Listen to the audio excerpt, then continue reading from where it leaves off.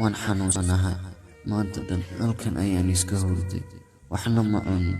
ee cunto ma ii keeni kartaa walaashay waxa ay imaatay jikada waxna way ka weysay kadib waxa ay go'aansatay in ay dariska wax iga doonto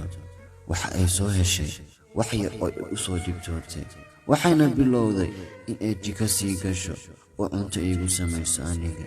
kadib waa ay ii imaatay waxayna ii keentay cuntadii aan u dirsaday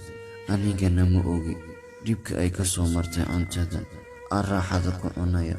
walaal ma isweydiisay imise jeer ayay annaga darteen u dhibtoodaan hooyooyinkeen iyo walaalaheen oo wax walba aan raaxo ku helayno ee iyagu ku soo dhibtoodaan wallaahi ka bari waa hooyo ee u roono walaal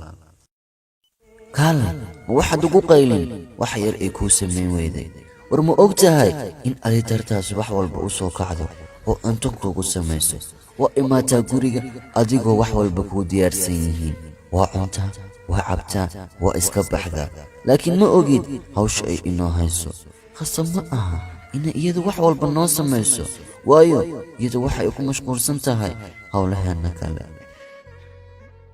la saaxiib walaasha u noqo aabe walaal saaxiib mar walba garab taagan iyada u diid inay dhibtooto hawsha guriga ay ku daasha la qabo oo ka nasi mar walbana ka farxi walaasha waxay u baahan tahay haddaad khalad ku aragto ka canaana oo ku dheh iska dhaaf waxaan abbaayo haddaad intaa u samayso wallaahi waan dhaartay waxay noqonaysaa gabar qalbi jilicsan oo naxariis badan maxay kaa dhibay haddaa walaasha daryeesho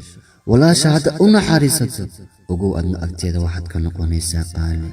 markay cuntada kuu keento ku dheh waa mahadsan tahay ilaahay ha ku daayo walaal markaad guriga ku soo noqonaysid hore ugu soo qaad waxay jeceshahay shukulaataba ha ahaatee ragganimadaada ma nusqaamayso haddaad walaashaa jeclaato intaad iyada dhinac taagan tahay adduunka ma maqna